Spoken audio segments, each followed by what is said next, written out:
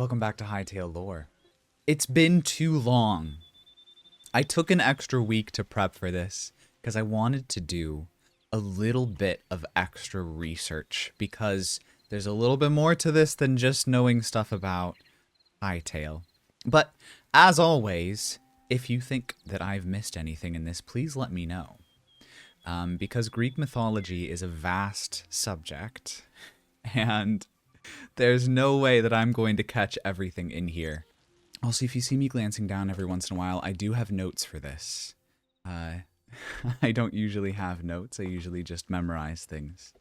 But I want to make sure that I get things right for this. So obviously, here we are in the Forgotten Temple. Forgotten Temple entrance for Zone 1 with our beautiful statue of Gaia. So we're trying to run through a bunch of the parallels today that the Hytale mythology has to Greek mythology, not just in the setup of the gods and everything, but of like the literal creatures in the game. There's a lot of parallels, honestly more than I realized before I started researching this, but the most obvious one, the most obvious place to begin is just Gaia.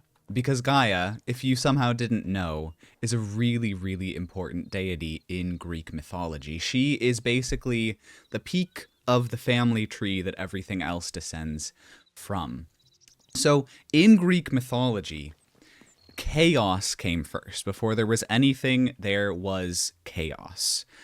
Which is essentially this primordial entity that produced Gaia, who is the Earth, and several other primordial forces called the protogenoi, which includes Eros and Nyx and a few other beings as well. Now, chaos is really interesting in terms of comparing this to Hytale, because chaos in Greek mythology is said to represent the void, or chaotic, disorderly arrangement of elements and the state that elements are in, which also has a lot of very strong parallels to the game. But Gaia herself is a really interesting figure in Greek mythology because more often than not, she's seen as a villain. I have a hot take for this, but I'm going to get to it in a second, okay? So basically, Gaia was produced out of the void, out of chaos, along with these other protogenoi. And she, along with Uranos, began to produce all these other creatures that we're familiar with in Greek mythology, like the Cyclops and eventually the Titans, and then further on down the line, the gods, through a bunch of different weird and wild methods. But she is essentially the mother of the earth and the mother of all these other creatures. But she does have a pretty negative reputation in Greek mythology, as she is usually an intervening force when her family tree is clashing, which, if you know anything about mythology, is constantly. They're constantly clashing and having a bad time. And so she basically attacks the gods by way of the Titans, and she ends up producing Echidna, the mother of monsters, which goes on to produce a bunch of monsters that terrorizes the world as well. And so for these reasons and more, she has not a great reputation, right? Here's my hot take. Here's my hot take. I'm not gonna lie. I think that in Greek mythology, Gaia feels a little bit like a Medusa figure to me, in that she's kind of doing what she has to do with what she's been given, and ends up getting a lot of resentment for it. But if you created a family tree and they just started killing one another, of course you're going to get involved. Of course you're going to intervene. And I think that a constantly intervening figure is bound to be seen as antagonistic, and that the way those actions are framed is probably more a consequence of culture than of objectivity. That's my take. Now, another really interesting thing about Gaia and her place in mythology and just worldwide culture is that symbology representing somebody that looks like Gaia as this Mother Earth figure with these recognizable features that Gaia is often presented with in Greek mythology has been discovered all the way back into the Neolithic period, which does seem to suggest that people were worshipping a earth goddess, a Mother Earth figure in many different parts of the world, and that Gaia emerged culturally for the Greeks as a continued representation of that same deity that people even before the Greeks were worshipping, and that that's how they visualized her. which is really fascinating. Really fitting for Hytale and this idea of almost an omnipresent figure in the mythology. Even when she's not there, even when she's absent, even when she is sleeping and subdued, she is still around. And then, of course, we have the counterpart to Gaia in Hytale, who is Varen and the Void. So obviously we already touched on Chaos, the Void, and then we have in Hytale these creatures called the Void Spawn. This is just a challenge dungeon, one of the Void challenge dungeons. Let me bring in a Varen statue, shall I? Now, Varen doesn't have such a direct parallel into Greek mythology. I mean, you could interpret it as, you know, the void, chaos, whatever. It's a little bit looser even than Gaia is in terms of being represented as an actual deity. Chaos in Greek mythology, that is. It's more of like a force, a presence, than a deity, than a thinking, conscious being. What I was trying to... I took Latin. So I know some Latin and roots of words and things, which does come up a lot in Hytale as well. I was trying to think of like anything that could work for Varen, and I was wondering if like it's the same root for adversary. That's the closest I could get, and that doesn't really seem that close. So I don't know. I don't know if there's any other like name hints in there, but that's all I could think of. That's all I could find. Now, like I mentioned, Gaia did produce Echidna, who is called in Greek mythology the mother of monsters. Very interesting. Echidna was also said to be half snake, which does make me think of the giant snake in Zone 2. But she produced a lot of different creatures, including the Klops. Let's bring out the Klops. Do I have entity tools in here? Let's grab a little Klops to keep us company while we talk. I really like the Klops gentleman. I think it's so quaint. Who do we want? I'm going to say the Klops gentleman. So, oh, calm down. Calm down, buddy. Why are you running? Did you hear that? Did you? Stop running. Yes, nim nim nim nim nim nim. So he's just going to be sprinting. Why won't you stop? Why won't? He just wants to sprint, and there's nothing we can do about it. This is his life choice. This is how he wants to live, and we don't have a say. We don't have a say. Yes. So anyways, Klops is obviously a parallel to Cyclops in Greek mythology. However, they are really different presences. So in Greek mythology, Cyclopses are towering creatures with one eye. They're considered pretty monstrous, created from the union of Gaia and Uranos, the sky, and the earth, and they are considered master craftsmen. And so they are well, responsible for crafting a lot of very important pieces of weaponry for the gods. However, in the game, these little guys are presented as these, like, innocent, quaint little tradespeople, which I really like the approach of. Obviously, we wouldn't have something called Klops if there didn't, you know, if we didn't have a Cyclops to come before. But these are very different from how they're presented in Greek mythology. But I love them so much. It would be cool to see them presented as, like, smiths, though, kind of like they are in mythology as well. I think that would be really cute to see. On the note of Latin, though, before I forget these things, there are a couple other pretty important words in the story that do have really obvious Latin roots, being Orbis and Nexus. Not even Latin roots, they just are Latin words. So Orbis quite literally does mean world. So that's pretty straightforward. That's pretty one and done. Nexus has a few different definitions, but generally meaning like link, connection, the place where things meet, which is also very interesting considering the fact that Nexus does seem to be the place in Hytale's Alterverse, which if you didn't know is basically the idea that Orbis is one planet among several. Nexus seems to be the place where Varen and his creatures come from. Interesting that that is a word that means something that connects everything, when in Greek mythology, the void, chaos, is something that's said to have produced everything. Curious. Very curious. Now, moving on, let's hop over to the Quebecs. I love these little houses so much. Is there anybody home? Let's bring in somebody. We'll do a little Quebec like that. And you're not running. You're no. So it's running. I don't know. I don't know. Anyways, Quebecs are a little bit interesting because obviously there's nothing similar to the name Quebec in Greek mythology, but they are a little bit similar to nature spirits in Greek mythology. So most nature spirits fall under the category of nymphs in Greek mythology. So nymphs are basically spirits that are representing individual pieces of nature. So then they kind of get divided into individual types of nymphs below that. So for trees like the Quebecs, we would have dryads. And I believe dryads are specifically associated with oak trees, which is fitting given that a lot of Quebec homes, not these ones, these are in redwoods, but a lot of Quebec homes, like what you would encounter in Zone 1, are in oak trees. Don't know if that's intentional or not, but if not, that is quite the coincidence. There were also other types of nymphs for other elements, like the naiads for freshwater, or I don't actually know how to pronounce this, nereids in saltwater.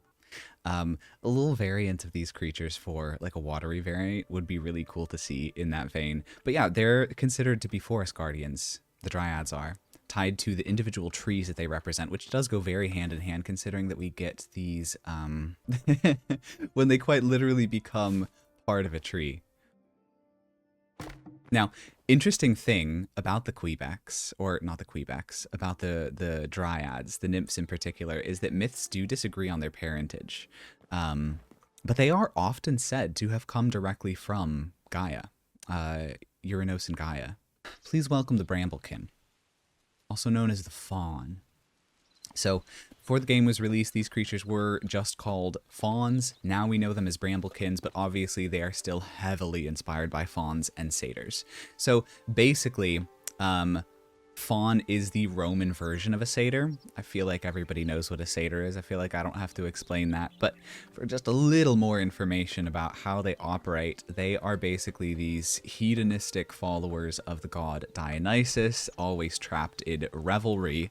That is the satyrs, however. The fawns, the Roman interpretation of these creatures, is generally more secluded, a little more shy, reserved. They're forest spirits.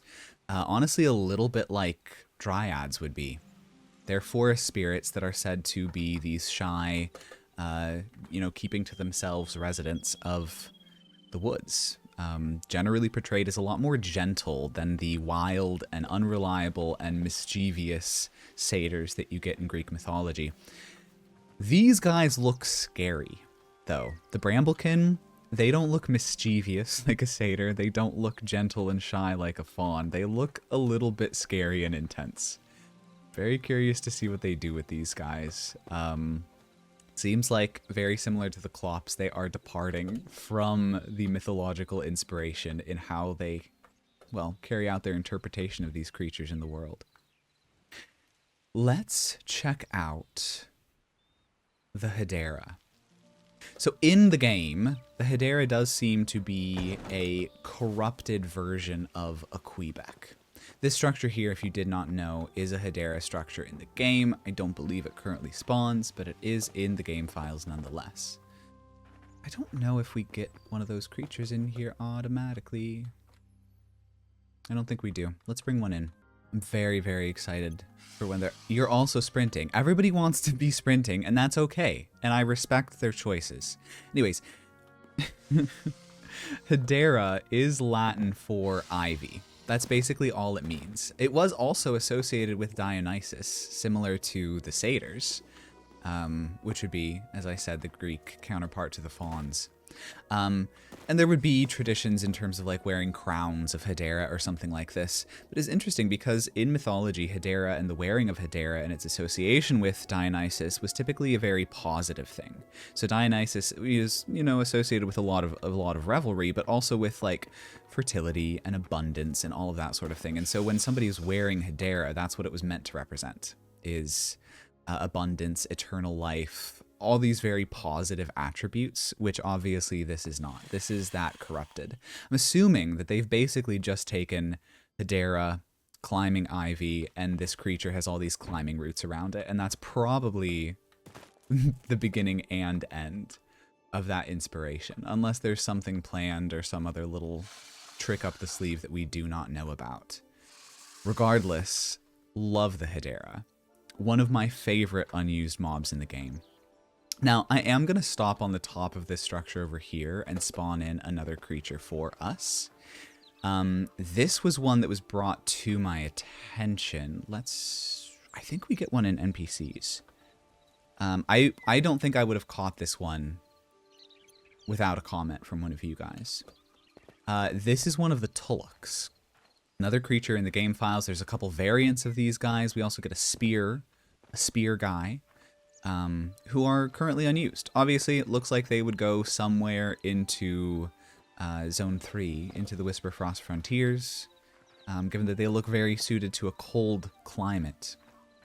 But there are creatures in Greek mythology called, and I'm going to butcher this name, the Telchines? They are sea creatures that are basically dog-headed sea demons who forge weapons and mess up weather patterns and everything like this.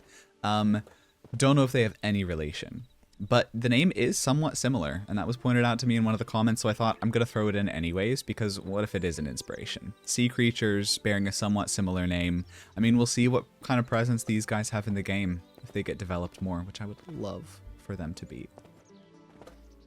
We also, before I dip down into here, I want to bring out one more creature for us. This is a Praetorian. And you're also sprinting. Look at you. Wait, what a nice little walk. Or you look like you're kind of like happily just bouncing down to the store to get like a cup of coffee or something. He looks a little bit jovial, doesn't he? A little pep in his step. Okay. So Praetorian basically is a term for a Roman general. Praetorium specifically is a Roman general's tent. Praetorian, I think, is designed to turn that from a tent to a person. I think the little shift with the letters at the end is designed for that shift. That might be complete nonsense, but that's the understanding that I have right now. But yeah, basically associated with generals, with leadership. So obviously in the game, these guys are represented as these big, scary, they look like warlike generals. But in a lot of stories in the modern day, a Praetorian would be some sort of guard, basically an important guard. If you're reading or watching any sort of fiction with that sort of name dropped into it, which seems to be fairly fitting, fairly in line with this. This is a Roman word, not a Greek. Closely related, but not quite the same. Now, I do want to dip down into here. I wonder if all the Scaraks have died or if there's any left. I don't know if any of you guys have spawned in any of these structures and just let them sit for a little bit, but the Scaraks, they go onto these brambly bushes and they die. And then you get in here and there's nobody left, which is, it looks like that's what's happened once again. So, let's bring in a Scarak. Not one of these guys? One of these guys, yeah, that's good. You want to sprint? Yeah, you want to sprint. So this is another one that I never would have caught myself. I've got to give credit here to these couple of comments. I might also butcher this name as well.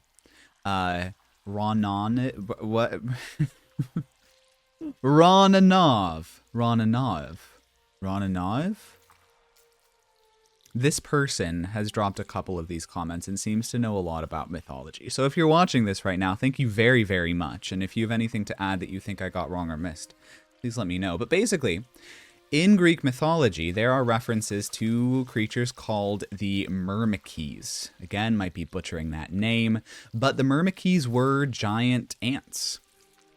They were said to be about the size, well, smaller than a person, larger than a dog. Oh, don't like that sound. They were basically mythological ants who operated in tribes and loved shiny things with a particular love for gold, which is very, very fitting considering when you look up Scarak in the menu, you get all of these gold-imbued ancient Scarak items. At first, I saw these names and I was like, Myrmikes is nothing like Scaraks. Like, that doesn't sound remotely similar. Then I looked into it and I was like, wait, they're obsessed with gold, and the Scaraks literally built things out of gold. Now, in Greek mythology, these were basically considered creatures that had roots in India. They were said to live in India inside of these big old ant hills. So maybe not as close, as central as some of the other, figures or creatures or species inside of Greek mythology, but still there, still important. Now we've got a final couple things that I want to touch on that I found really interesting. Again, a couple of these have been mentioned in videos before, but I want to touch on them a little bit more. So there is this gem called Zephyr in the game. This does seem to line up in the game with the element of wind, which is really fitting because in Greek mythology, this would be referring to a figure known as Zephyr or Zephyrus, which is one of the four, I gotta look at my notes, Anemoi.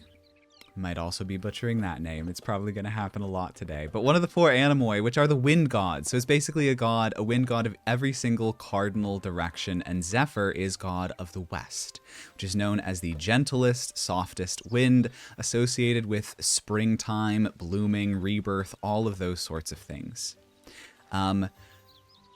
Commonly believed to be a child of the Titans, still closely related to Gaia. However, there is an Athenian playwright by the name of, I'm going to do my best with this, Aeschylus, who suggested that Gaia was in fact Zephyr's mother.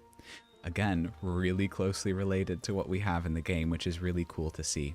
Even if it was the Titans, though, Gaia is still the mother of the Titans, just as she is the mother of the Cyclops. Now, another element in the game that you can find. Here we go. Adamantite. Let's grab the block so we can set it down. Adamantite is an ore that you can discover specifically in Zone 4 inside the land that used to be called Crucible. So adamantite, here's my Latin use coming in handy, derives from the root adamus, which is how we get the word adamant today. It basically means very, very strong. In myths, adamant was a metal in Greek mythology that was considered indestructible and was used to forge divine weapons. Now, there's a very notable piece of this, and I'm going to say this delicately and quickly for the benefit of Twitch and not getting banned. But Cronus used a sickle made of adamant to castrate his father, Uranos, an act which was encouraged by Gaia. And this birthed Aphrodite and a bunch of other stuff, which is not really important or relevant to the situation here. But it being blood red in Hytale does seem fitting, considering the historical context of this metal. Final couple of pieces here. In the previous... Get these out. In the previous video that we did, we touched briefly on let's get a paste tool, actually. So this is a chamber in a dungeon in the game known as the Labyrinth. And at the very end of the Labyrinth is a structure called the Minotaur, which, again, if you didn't know, the myth of the Minotaur in the Labyrinth, it's a very prominent myth. We have no Minotaur here. I don't know if that's something I eventually want to add. They did just literally name this Minotaur, which maybe that's just a representation of, like, this is what you get at the center of the maze. Instead, we get the wind people, giant snake, statue, god, creature thing. But, yet again, another reference to Greek mythology. I do want to follow this up with a final comment from Ronanav. I'm so sorry. Who had mentioned that even before Hytale released, Hypixel used a lot of Greek mythology inspiration and references. Like in the Skyblock server, items named Midas Sword, Hyperion, Trident, Daedalus, Minotaur, Chimera. Really interesting to see. So clearly this is something that they've used before and are using a similar kind of approach here, which is really cool to see. I love it. I love Greek mythology. And I bet that there's also other references to other pieces of mythology and folklore throughout the world in these creatures as well, which would be an awesome thing to explore as well. I think we're going to slightly switch gears here at the very end, just because I'd like to show off a little bit of completely different work. Because it's my Twitch stream and I can do what I want to do. So if you came here strictly for lore, you're welcome to hop out. We're wrapping up our Greek talk there. I just wanted to do a little walk through some world gen. This has been another thing that I've been working on very, very hard recently. Over the past a little bit over a month, I've been studying with these tools, and I'm still learning every single day. But I do feel like I have a pretty awesome grasp on them now. And it's nighttime here, which is beautiful. Let's slow ourselves down a little bit, so it feels a little more natural as we're walking here. This is what I've been building. Well, not building, but generating, right? So this is done with Hytale's World Gen tools. And I'm very, very happy with it so far. There's still so much more that I want to do and that I want to add to it. But it's already so much fun to just wander around in and explore, and there's some cool creatures that you can find in here that are not currently in the base game. I've given them some places to spawn here. But down here we have little Quebec villages.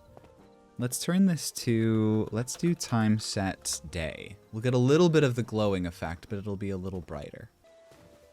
A lot of the goal here, as I was putting this together, was to create something where there would be a bunch of different regions to explore within one single biome. So depending on your level, it feels very different. The way that you traverse it is different. The things that you will encounter are different. So we have the Quebec villages down there. They're just in those ravines. There's also a couple new buildings for them that I made, like these ones that hang beneath the roots. I really like those. And then obviously there's the root levels.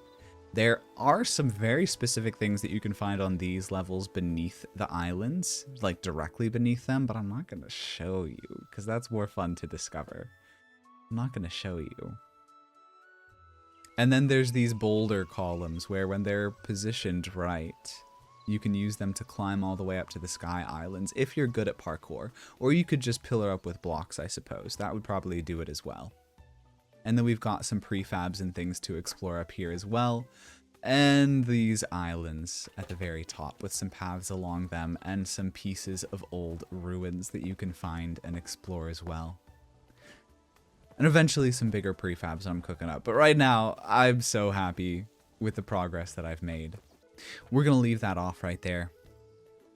If you enjoyed watching this, we do live stream Hytale Lore Tuesdays, 11 a.m. PST, and they come out on YouTube the next day, along with a poll, if you want to vote on YouTube, on a post on YouTube, as to what we cover next. So if you're watching this on YouTube, that poll's already live. Go ahead and go vote, and you can have a say in what we cover next time on Hytale Lore. I know that every day we are gradually getting closer to chapters for the game being released, which I'm really, really excited about, and I cannot wait to dive into those as well. But I will see you next time. Oh, also, I always forget to say this. We do have a Discord. If you want to hop into the Discord, I'll see you next time. Happy hightailing.